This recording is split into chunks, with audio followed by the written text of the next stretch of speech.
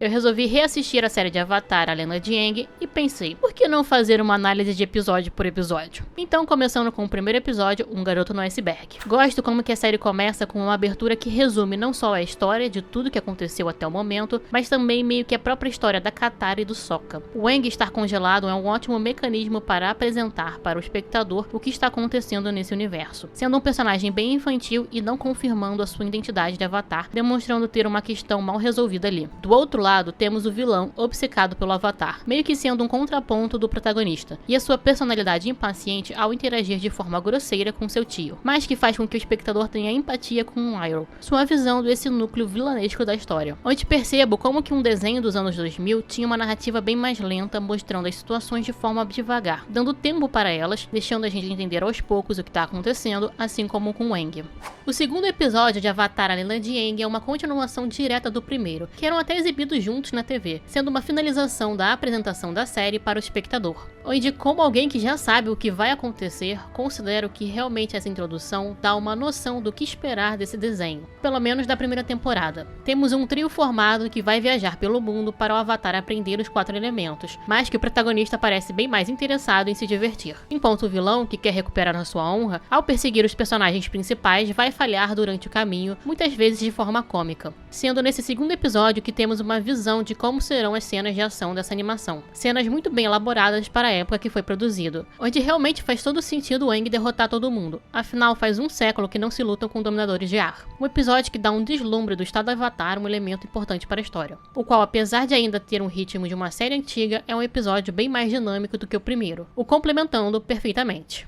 No episódio O Templo do Sul de Avatar, A Lenda de Aang, temos 2 núcleos divididos entre o protagonista e o suposto vilão, com uma narrativa falando sobre seus passados para que eles possam seguir em frente. No núcleo do Aang, ele volta para sua nação de origem para descobrir que todos que ele conviveu, inclusive sua figura paterna, haviam sido dizimados pela Nação do Fogo. Enquanto do outro lado, o episódio mostra como que o Zuko pode não ser realmente o verdadeiro vilão, ao mostrar alguém pior que ele, como o General Zhao, mas também falando do seu passado traumático com seu pai. Ou seja, o desenho quer que o espectador simpatize com ele. O episódio também para apresentar um fator importante da reencarnação na mitologia de Avatar e alertar acidentalmente que ele retornou, dando mais destaque ao estado de Avatar, deixando o espectador bem mais consciente sobre essa habilidade especial relacionada ao protagonista. As Guerreiras Kyoshi é um capítulo que eu me pergunto se realmente envelheceu tão bem assim, sendo literalmente uma pausa na aventura dos heróis para o espectador conhecer um pouco mais desses protagonistas. Esse é um episódio para mostrar que realmente estamos lidando com crianças, mostrando bem a infantilidade do Aang, que afinal é só um menino de 12 anos, um pouco de malcriação da Katara e a imaturidade do Sokka, além de apresentar 2 personagens que iremos rever mais para frente, que são a própria Kyoshi e a Suki, sendo principalmente um pequeno ponto do desenvolvimento entre a dobradora de água e o Avatar, o qual vai encaminhar para um lado romântico. Eu sei que o discurso do episódio que mulheres também podem lutar e que o Sokka é usado como exemplo de como não agir foi bem revolucionário para o começo dos anos 2000, mas revendo a série eu vejo como que esse machismo não se encaixa nesse universo e tá literalmente ali só para educar a audiência, onde mesmo com toda essa mensagem positiva ser passada verbalmente, o episódio se contradiz com as piadas em relação aos vestidos das Kyoshi e com elas sendo derrotadas pelo Zuko e ainda sendo salvas pelo Aang.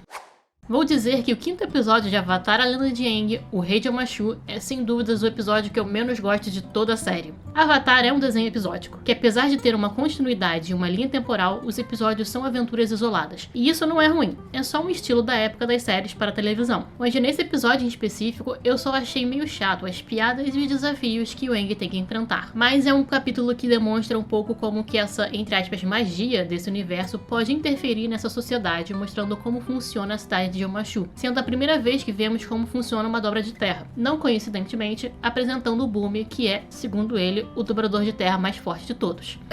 Quer dizer, a Toph quer, né? Principalmente é um episódio para deixar claro ao espectador e ao Aang o que ele tem que fazer e sobre o que é a história, que o Aang tem que derrotar o Senhor do Fogo e dominar os 4 elementos. O 6º episódio da primeira temporada de Avatar, A Lenda de Aang é um capítulo dedicado à dobradora de água do grupo, contando um pouco sobre o seu passado com a sua mãe e reforçando o lado esperançoso e guerreiro da personagem. A Katara é sem dúvida o elemento que faz a história andar. Foi ela quem libertou o Aang, é ela quem narra a abertura e é ela quem decide lutar e enfrentar os desafios. Não é que os outros não tenham isso também, mas é ela quem realmente é o símbolo de esperança, pelo menos para o espectador. Sendo um episódio que também mostra o lado tirano da Nação do Fogo e como seu domínio afeta os outros reinos, apresentando personagens que, apesar de não serem tão significativos, vão reaparecer em um momento importante da história. E mais importante do que tudo isso é o episódio que começa o chip Zutara. Na primeira parte de O Solstício de Inverno, temos a série não só mostrando a importância do Avatar naquele universo para o espectador, mas principalmente mostrando para o Aang que ser o Avatar envolve ter responsabilidades. Começa-se a tirar a infantilidade do protagonista. Um episódio que explora principalmente a questão espiritual do Avatar. Não só ele tendo que apaziguar um espírito, mas também tendo que descobrir como se conectar com as suas vidas passadas. Não à toa, esse episódio também foca em outro personagem bastante ligado ao mundo espiritual. Aqui a gente descobre um pouco sobre o passado do Iroh, dele ter perdido em Ba Sing Se e principalmente dele ser um personagem que consegue ver espíritos ao ver o Aang junto com Roku. Um capítulo que demonstra claramente que o núcleo do Zuko não é o verdadeiro vilão, quando o antagonista desiste de buscar o Avatar para resgatar o seu tio, demonstrando que o personagem tem amor por outros indivíduos e que há coisas mais importantes do que a busca pela sua honra, sendo um episódio com uma ótima animação e, obviamente, deixando uma continuação direta para o próximo capítulo. A segunda parte de Solstício de Inverno continua com a trama do episódio passado, com o Aang entendendo que ele tem um papel no mundo e entendendo melhor a sua missão ao falar com a sua vida anterior, o Avatar Roku, apresentando um clássico mecanismo de história de aventura, dando um tempo surreal, para o herói completar a sua missão. No caso da série, o Aang teria que dominar todos os elementos e impedir o Senhor do Fogo em poucos meses. O interessante desse episódio é mostrar como que o mundo convivia com a figura do Avatar, como que antes dele sumir, ele tinha uma posição de respeito, principalmente entre os sacerdotes, e como isso mudou com a sua ausência. E ao mesmo tempo, esse episódio nos mostra que o Aang é um dominador de ar já muito forte ao desviar a bola de fogo, sendo um capítulo que foca bastante sobre a mitologia do Avatar e constrói para o espectador como esse é um ser muito poderoso, finalizando a trama justamente com a volta do estado Avatar, derrotando todos os soldados sozinho. Além de ser um episódio para demonstrar que o Zuko não é o verdadeiro vilão, ao colocar o Zal como verdadeira ameaça.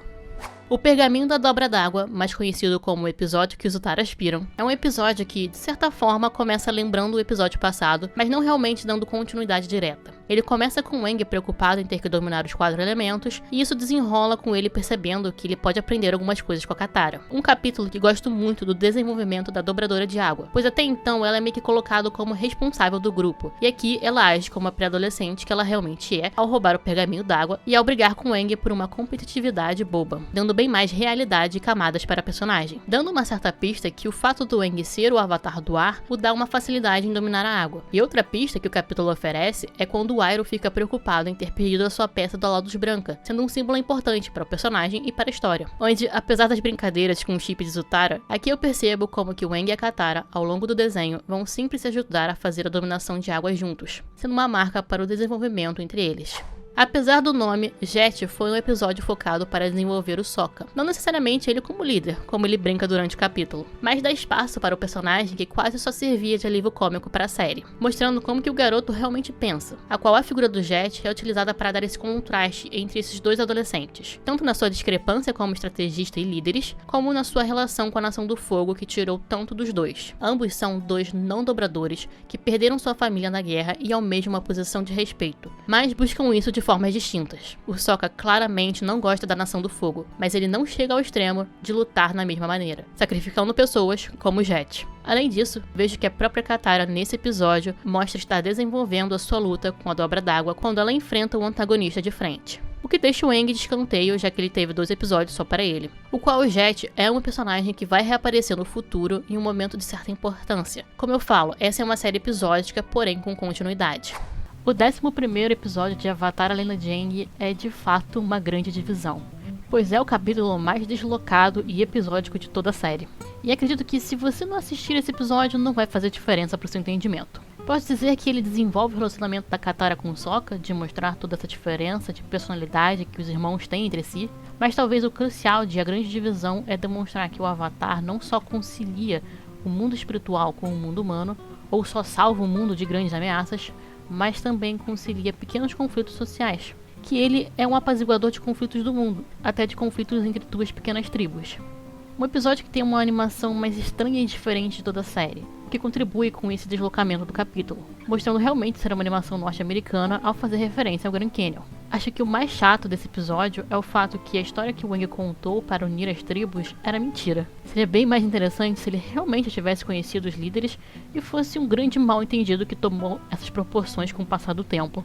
No episódio A Tempestade, a série volta a fazer um paralelo entre o protagonista e o antagonista, mostrando duas decisões feitas no passado. O Aang explica tanto para Katara quanto para o espectador como ele ficou congelado, que apesar da tempestade ter sido um acidente, foi escolha dele fugir das suas obrigações.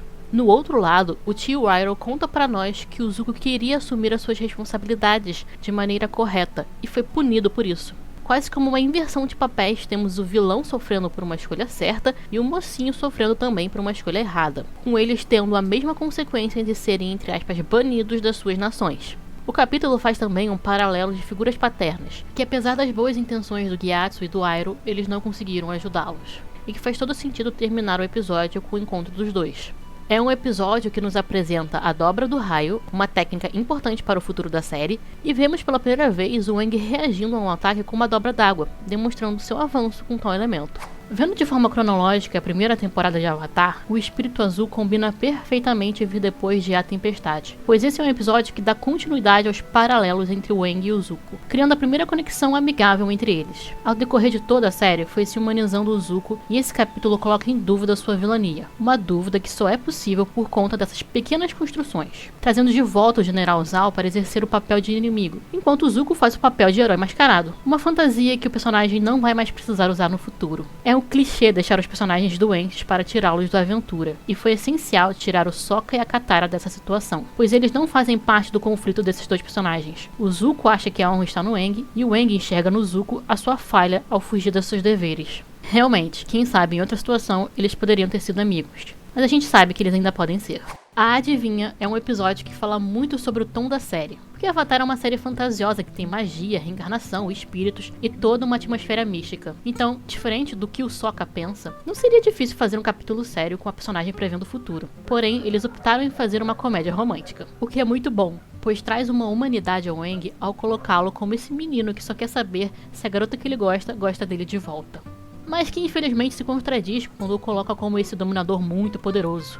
Olha, eu não vou mentir, porque por sempre preferir Zutara, esse não é um dos meus episódios favoritos, mas eu entendo a sua importância para desenvolver o casal principal, pois deixa bem claro os sentimentos do Avatar. Porém, revendo, eu ainda acho que a Katara não foi bem desenvolvida nesse aspecto, porque para mim, ela vê que o Aang se encaixa no que foi contado para ela e não que ela percebeu sentimentos românticos por ele. Talvez uma abordagem diferente tivesse sido melhor para essa personagem. Talvez se ela tivesse trocado de papel com o Sokka em relação ao ceticismo, fosse mais interessante. Em O Bato da Tribo da Água, a série nos mostra as consequências da guerra pela perspectiva do Sokka. A gente já sabia que a Katara sofreu com a morte da mãe, e agora temos o que o irmão dela perdeu com essa dominação da Nação do Fogo, e como a figura paterna é importante para ele e deixa o espectador sabendo que o pai dele ainda está vivo. Um episódio que, além de construir o passado dos irmãos, também fortalece o relacionamento entre o trio principal, visto que eles optaram em ficar juntos, apesar de tudo que aconteceu.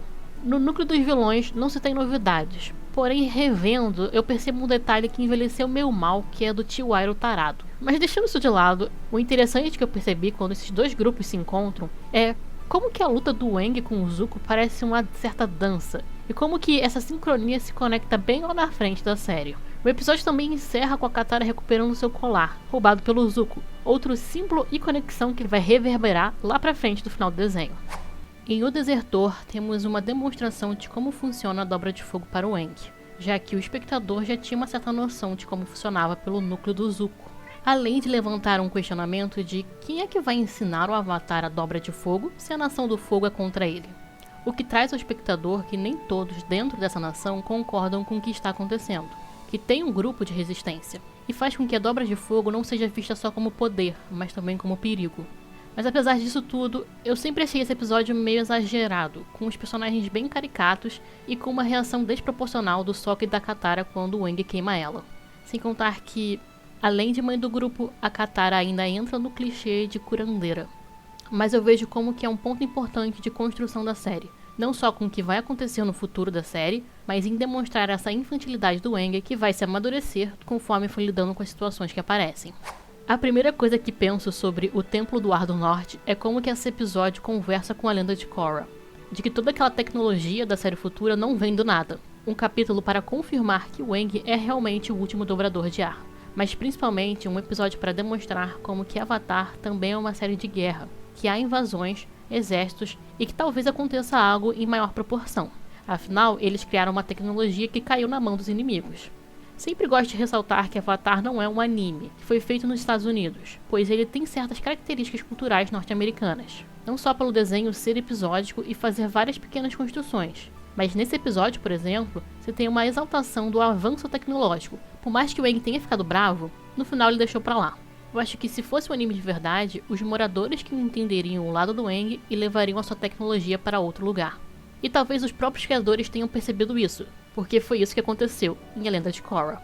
No primeiro episódio de Avatar foi colocada uma meta de chegar ao Polo Norte. Porém, os heróis não esperavam que o mestre da dobra d'água fosse um verdadeiro pau. Desde que conheço Avatar, eu nunca vi uma lógica no machismo que foi construído na primeira série. Porque eu me pergunto, a tribo do norte não treinaria nenhuma Avatar mulher? Nenhuma Avatar mulher achou isso estranho durante todos esses anos? Não faz sentido uma sociedade com esses poderes mágicos as questões femininas serem as mesmas que as nossas. Mas eu entendo que ser uma forma de se conectar com o espectador. Eu entendo que na época toda a rebeldia da Katara em relação a esse sistema falava e fala com a nossa realidade. E é uma enorme demonstração do desenvolvimento da personagem. Além das cenas de luta dela com o Paco serem ótimas. Porém, no final do episódio, o Paco não aceitou ensinar a Katara por suas habilidades, mas porque ela era neta de alguém que ele gostava. Tudo isso fica mais envelhecido quando o segundo plot do episódio é sobre um romance de uma princesa que não pode ficar com um plebeu. E assim, eu entendo também que é pra gerar um peso pro episódio final, mas pessoalmente não acho um episódio tão bom assim. A primeira parte de O Cerco do Norte carrega um pouco dos problemas do episódio passado. Revendo a série, eu percebo que a Yui se tornou uma figura no imaginário do fandom mais pelos fãs do que pela série em si, pois ela não aparece tanto assim. Inclusive, ela perde tempo de tela por algo besta como a briga do Sokka com o noivo dela. Um tempo que poderia ter sido usado mostrando os sentimentos dela por ela, sem o Sokka. Porém, é um episódio que trabalha a mitologia da série, ao falar como funciona a dobra de água, como que a lua está para eles, assim como o sol está para a Nação do Fogo, lembrando o que o Aang aprendeu no episódio em que ele tem o primeiro contato com o mundo espiritual, quando ele reutiliza essa técnica para ter mais informações. O episódio também demonstra uma passagem de tempo com a evolução da dobra de água da Katara. E por fim, temos a continuação do plot do Zuko e do Iroh. Toda a temporada tivemos uma demonstração da ligação que esses personagens têm entre si, mas é chegando no final desse arco que o Iroh explicitamente o trata como um filho ao se referir à perda do filho biológico. Avatar realmente vai construindo pedrinha por pedrinha para esses momentos.